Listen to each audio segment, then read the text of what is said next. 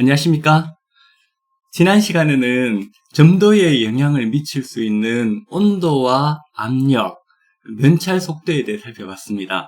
특히 온도가 점도에 굉장히 큰 영향을 줄 수 있고, 그리고 점도가 큰 물질인 경우에 온도에 더 민감하다는 사실을 여러분들은 꼭 기억해 두기 바랍니다. 그리고 압력은 죄송합니다. 압력은 크게 영향을 주지 않습니다. 그리고 지난 시간에 공부했었던 뉴턴 유체는 스킨이나 토너, 물처럼 굉장히 점도가 낮은 물질들이 이제 여기 속하게 되는데요. 면찰 속도에 따라서 점도가 변하지 않는 그런 유체를 우리가 뉴턴 유체라고 부르게 됩니다. 그 내용을 간단히 도표로 살펴보겠습니다. 그래서 뉴턴 유체는 스킨, 토너, 물과 같은 물질들을 포함하고 있고요. 이걸 그래프로 나타내게 되면 면찰 속도와 면찰 응력의 관계에서 직선의 형태로 나타나게 됩니다. 그래서 뉴턴 유체는 이 식을 따르게 됩니다. 타우는 이타 감마 도트. 이제 여러분 이 식 기억나죠? 타우는 면찰 응력, 감마 도트는 면찰 속도, 속도의 개념이죠. 이타가 바로 점도로 정의가 되겠습니다. 예제도 풀어봤었죠. 예제도 면찰 속도에 따라서 면찰 응력에 대한 그래프를 그렸을 때 A처럼 직선이 나타나는 경우가 있고 B처럼 약간 포물선을 긋는 형태로 나타날 수가 있습니다. 이때 유체 A는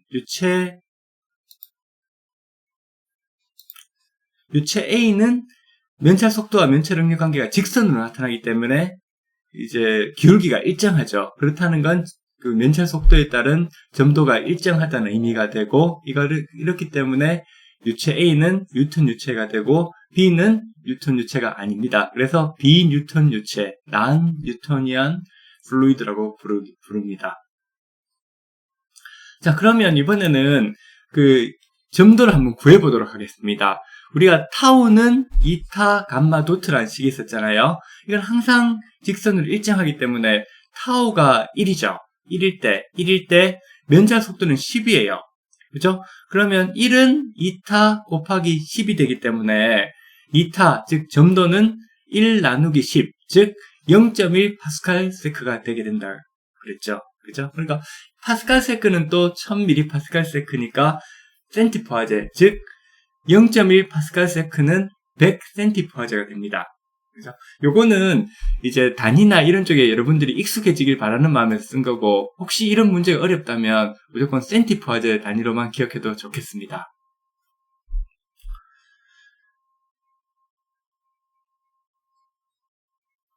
그리고 그 다음 내용은 제가 이제 패스할 걸로 이렇게 써놨는데요. 이제 뭐 겉보기 점도라는 부분이 있는데 이거는 처음에 공부하기는 조금 어렵기 때문에 이제 요거는 다음번에 혹시 기회가 된다면 제가 설명을 하도록 하겠습니다. 자, 그 다음에 점도에 영향을 미치는 요인으로서 면찰 속도, 첫 번째 뉴턴 유체는 면찰 속도에 영향을 받지 않는 유체였죠. 그죠? 그래서 스킨이나 토너, 물 같은 이런 물질들이 포함이 되고요. 그 다음에 단어가 조금 어렵죠. PSEU가 빠졌네요. 수도 플라스틱 유체라고 부릅니다. 수도 플라스틱 유체는 흐르는 로션이나 에센스가 여기 포함되게 됩니다. 네, 다시 넣고 돌아왔습니다. PSEUDO, 수도라고 있습니다. 수도 플라스틱 유체가 되겠습니다. 이 수도 플라스틱 유체에는 흐르는 로션이나 에센스 같은 게 포함이 됩니다. 그 다음에 플라스틱 유체는 다음에 공부하기로 하고요. 우선 그러면 수도 플라스틱 유체는 어떤 성격을 갖는지 한번 살펴보도록 하겠습니다. 다음부터는 이제 제가 책의 내용을 그대로 따왔습니다. 일반적으로 분자량이 큰 액체나 슬러리, 굉장히 끈적끈적한 액체 있죠? 서스펜전, 그 다음에 에멀전 같은 거는 점도가 면찰 속도에 영향을 받게 됩니다. 대부분의 유체들이 면찰 속도가 높을 때 굉장히 빠르게 움직일 때는 점도가 낮다가 이제 면찰 속도가 천천히 느려지면 점도가 굉장히 높아지는 그런 현상을 나타내게 됩니다. 그래서 수도 플라스틱 유체, 플라스틱 유체, 다일레이턴트 유체 이 세 가지가 비뉴턴 유체, 포함되는데, 여기서 수도 플라스틱 유체와 플라스틱 유체는 우리가 공부를 하고요. 다일레이턴트 유체는 이게 면찰 속도가 올라갈수록 점도가 증가되는 유체인데, 제가 지금까지 한 30년 정도 화장품이나 향을 공부하면서 또 실제 그 산업에 종사하면서 다일레이턴트 유체는 한 번도 본 적이 없기 때문에 이번 강의에서는 빼도록 하겠습니다. 예를 들어서 정지 상태에서 그물 구조를 갖는 유체가 있다고 할 때 이 그물 구조는 대부분 다 막 이렇게 분자 간의 결합 때문에 분자 내부에도 결합이 있죠. 분자 하나인데 너무 고분자는 크기 때문에 여러 그 군데서 이제 서로 인터랙션이 생길 수가 있습니다. 이렇게 엉켜져 있거나 조합되어 있을 때는 굉장히 약한 그물 구조를 형성하게 됩니다. 이런 시스템에 이제 낮은 면찰력을 가하게 되면 유체 내부의 엉김 상태는 그물 구조 때문에 유체 흐름은 굉장히 큰 저항을 받게 됩니다. 낮을 때는. 그런데 일단 유체의 점도가 높은 상태가 돼가지고 낮은 면찰 속도가 생기는데, 이게 면찰 속도가 점점 증가되게 되면 내부에 있는 고분자 물질이나 입자들이 어떤 방향성을 갖게 돼가지고 이렇게 움직임에 대한 저항이 줄어들게 됩니다. 따라서 점도가 떨어지게 되는데, 그 내용을 그림으로 간단하게 살펴보겠습니다. 이런 식으로 낮은 면찰 능력을 가할 때는 이런 입자들이 제각기 여러 가지 방향이 있습니다. 그러면 여기서 어떤 내부에서 어떻게 움직이려고 하면 굉장히 이런 쪽에서는 저항을 받겠죠. 그러니까 점도가 높은 상태가 됩니다. 마찬가지로 여기서도 방향성이 없이 이렇게 막 모여있을 때는 뭔가 내부에서 움직이려면 어떻게 되나요? 움직이려면 이렇게 막 방해를 받게 되잖아요. 그러니까 움직임에 대한 저항, 흐름에 대한 저항이 생기기 때문에 이렇게 낮은 면찰을 응약을 가할 때는 점도가 높게 나타나게 됩니다. 그런데 만약에 높은 면찰 응력을 가해서 면찰 속도가 높아지는 경우에는 이게 굉장히 빨라지기 때문에 이런 입자들이 어떤 하나의 한 방향으로 이렇게 서게 됩니다. 마찬가지로 고분자 물질 같은 경우도 이게 여러 개 막 내부에 이렇게 엉켜져 있던 것들이 높은 면찰 응력을 가게 되면 이게 방향성을 이런 식으로 갖게 됩니다. 방향성을 갖게 되면 우리가 직관적으로 눈으로 보더라도 이런 식으로 움직임이 훨씬 여기보다는 이쪽이 훨씬 더 수월하게 됩니다. 즉 여기서는 뭔가 움직이려고 하면 이렇게 방해되는 물질들이 있고, 여기서도 마찬가지로 이렇게 여기서는 움직일 수 있지만 이렇게 방해되는 움직임에 대한 방해가 될 수 있어서 점도가 높은데, 이렇게 내부의 입자들이 방향성을 갖게 된 이후에는 움직임이 수월해집니다. 즉 움직임에 대한 저항, 흐름에 대한 저항이 줄어들기 때문에 점도가 낮아지게 됩니다. 이런 식으로 흐름 특성을 나타내는데, 낮은 면찰 응력, 낮은 면찰 속도에서는 점도가 높다가 높은 면찰 응력이 가해져서 면찰 속도가 높아지는 경우에는 내부의 입자들이 하나의 방향성을 갖게 돼가지고 점도가 낮아지는 유체를 우리가 수도 플라스틱 유체라고 부릅니다. 이런 식으로 수도 플라스틱 유체라고 부르고요. 화장품이나 어떤 유화, 가용화 제형에서 에센스처럼 점도가 낮은 제형이 있고, 그 다음에 또 굉장히 또 점도가 높은 또 제형들이 있는데, 여기서 우리가 점도가 낮은 유화 제형을 thin emulsion이라고 부릅니다. 이런 thin emulsion을 우리가 이제 수도 플라스틱 유체의 범주에 포함된다고 표현을 합니다. 물론 점도가 높더라도 그 흐르는 거를 대부분 다 thin emulsion이라고 표현하고요. 점도가 이제 측정할 수 없을 정도로 굉장히 높아져가지고 이게 그 크림처럼 굉장히 그 일정한 범위에서 흐르지 않는 그런 유체들을 우리가 thick하다고 해서 thick emulsion이라고 부릅니다. 그래서 점도가 낮은 유화 제형 thin emulsion, 흐르는 특성을 갖는 그런 그 유체들을 우리가 수도 플라스틱 유체라고 부릅니다. 이 수도 플라스틱 유체는 점도 곡선을 우리가 살펴보면 이런 것들을 우리가 실제로 이 식을 가지고서 계산을 하는데, 저는 이번 강의에서는 가급적이면 식을 배제를 하고 직관적인 관점에서 제가 그 내용들을 설명하도록 하겠습니다. 그러니까 이런 식으로 나타나는데요. 가로축을 shear rate, 그죠? 그 면찰 속도, 감마 도트가 되죠. 그죠? 감마 도트. 그 다음에 이쪽이 점도가 됩니다. 자, 이렇게 되면 면차 속도가 낮은 영역에서는 어떻게 되나? 낮은 영역에서는 앞에서 어땠습니까? 앞에서 이게 굉장히 이게 방향성이 없었죠. 요 영역입니다. 요 영역이 바로 요 영역 1이 됩니다. 영역 1. 그러니까 영역 1에서는 방향성이 없기 때문에 움직임에 대한 저항이 크기 때문에 점도가 굉장히 높게 나타나게 되죠.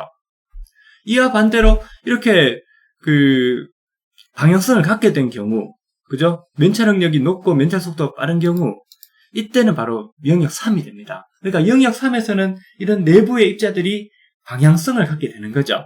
그러니까 방향성을 갖게 되기 때문에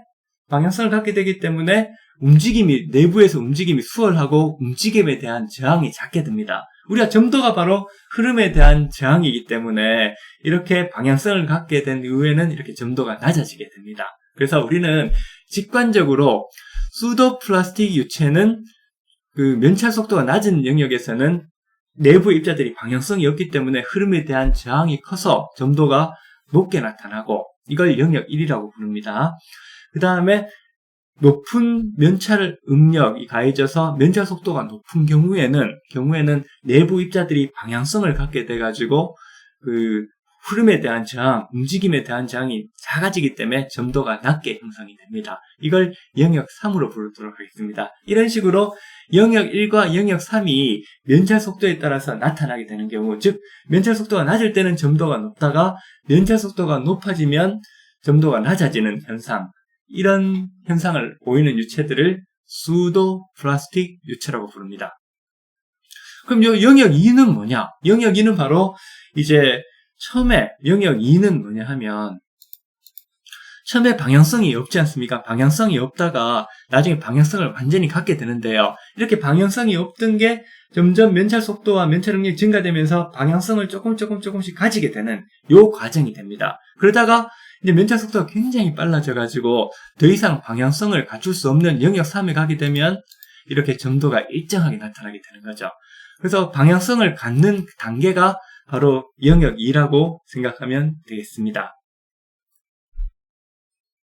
즉 입자들이 배열하게 되는 거죠. 하나의 방향성을 가지고 배열하게 되는 거죠. 그래서 결국 방향성의 입자들의 방향성을 갖게 돼서 흐름에 대한 저항이 작아지기 때문에 점도가 낮아지게 된다. 이런 식으로 생각하면 됩니다. 그래서 이제 이렇게 점점 방향성을 갖게 돼서 더 이상은 영역 3에서처럼 방향성을 갖게 될 수 없는 경우, 그죠? 이때는 이제 점도 값이 항상 일정하게 유지가 되게 됩니다. 자, 그러면 우리 하나 또 생각하게 될게요. 뉴턴 유체는 뭐였습니까? 뉴턴 유체는 점도가 변하지 않는, 면찰 속도에 따라서 점도가 변하지 않는 유체를 말하는 거죠. 그죠? 그렇다면 우리가 이 슬라이드에서 볼 수 있듯이 영역 1에서는 지금 면찰 속도가 증가하면서 점도가 변하나요? 안 변하나요? 즉, 이 정도 면찰 속도까지는 내부의 입자들이 방향성을 갖지 않게 돼요. 원래 구조를 유지를 하고 있어요. 그렇기 때문에 점도가 일정하게 나타나게 되죠. 그 다음에 또 일정하게 굉장히 높은 면찰 응력과 면찰 속도가 가해져가지고 더 이상 또 점도가 변하지 않게 되는 영역이 나타나게 됩니다.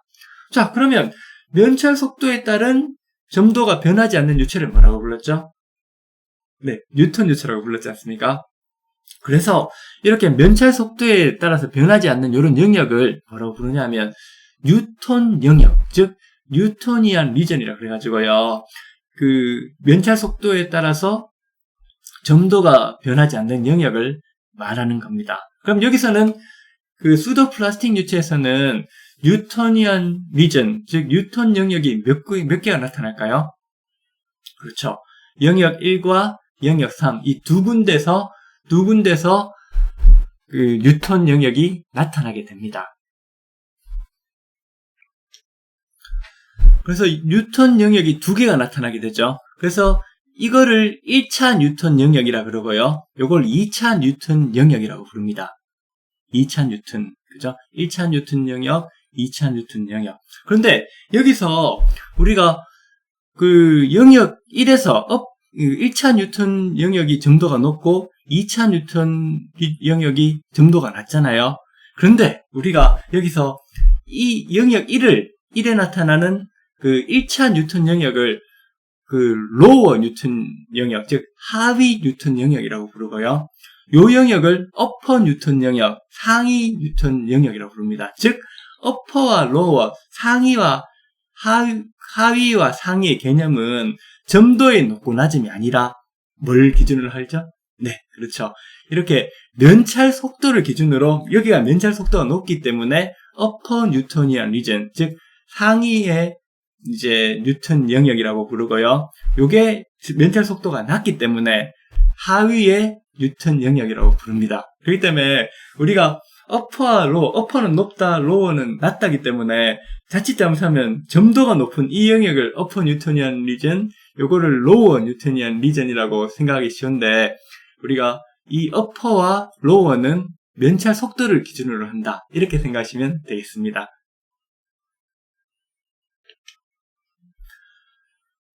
방금 설명드린 내용은, 이제 그림을 설명드렸던 내용을 이 페이지와 다음 페이지에서 정리를 했습니다. 그래서 이 영역을 2차 뉴턴 영역이 이제 상위 뉴턴 영역이 되고, 그 영역 1을 1차 뉴턴 영역이라고 부르는데 이걸 하위 뉴턴 영역. 점도는 높지만 우리가 상위와 하위의 기준은 점도가 아니라 면찰 속도를 기준으로 한다는 점에서 우리는 유의를 해야 될 것 같습니다. 자, 이번에는 플라스틱 유체에 대해 살펴보도록 하겠습니다. 수도 플라스틱 유체에서는 유체가 흘렀죠. 흘렀기 때문에 흐르는 로션이나 에센스가 여기에 기준이 되겠습니다. 그렇지만 플라스틱 유체에서는 흐르지 않는 크림이나 치약, 우리 주변에서 봤을 때 뭐 머리에 바르는 젤 같은 경우도 점탄성이 굉장히 큰 경우에는 잘 이렇게 기울여도 흐르지 않잖아요. 이런 유체들을, 이런 화장품을 플라스틱 유체라고 부릅니다. 그래서 점도에 영향을 미치는 요인, 그 중에서 면찰 속도의 경우 뉴턴 유체는 면찰 속도에 영향을 받지 않는 유체, 수도 플라스틱 유체는 면찰 속도가 증가함에 따라서 점도가 떨어지는 유체, 플라스틱 유체는 면찰 속도가 증가하는데 흐르지 않는 유체를 말합니다. 자, 그렇다면 이게 계속 흐르지 않을까요? 지금부터 플라스틱 유체의 성질에 대해 자세히 살펴보도록 하겠습니다. 우리가 화장품에서 만나는 모든 제품의 유형들을 이렇게 뉴턴 유체, 수도 플라스틱 유체, 플라스틱 유체 이 세 가지 형태로 나누어서 구분하는 것은 굉장히 중요합니다. 일단은 우리가 이런 식으로 기억을 하고 나서 나중에 4장에 넘어가서는 점탄성을 공부하게 되는데요. 이때 점탄성이 굉장히 강하게 나타나는, 특히 탄성이 강하게 나타나는 유체가 바로 플라스틱 유체가 되겠습니다. 그 다음에 탄성이 플라스틱 유체보다 조금 적은 게, 점탄성이 비슷하게 나타나는 게 수도 플라스틱 유체. 그 다음 점성 영역이 굉장히 큰 유체가 바로 뉴턴 유체가 됩니다. 그렇기 때문에 이제 4장에 넘어가서는 점성과 탄성을 가지고서 논하기 때문에 그걸 더 설명을 듣고서 이해하기 위해서는 우리가 뉴턴 유체, 수도 플라스틱 유체, 플라스틱 유체 이 세 가지로 화장품 영역을 나누고 거기에 대한 기본적인 이해를 하는 것은 굉장히 중요합니다. 자, 예를 들어서 크림이나 마요네즈 같은 거는 등병을 이렇게 기울이더라도 흐르지 않게 됩니다. 그죠? 약간 기울여도. 그런데 이걸 굉장히 많이 기울이면 흐르게 되죠. 즉, 처음에 조금 기울일 때는 흐르지 않다가 많이 기울이면 흐르기 시작합니다. 자, 그러면 이때 병을 이렇게 기울인다는 건 어떤 의미가 될까요? 그렇죠? 병을 기울인다는 거는 바로 그 중력에 의해서 이렇게 기울이면 그 위에 수평선이라고 하면 그렇지만 이렇게 평균선보다 높아져 있는 그 물질에 대해서는 중력이 가해져가지고 계속 아래로 당기잖아요. 그렇기 때문에 그 물질이 힘을 주는 게 돼요.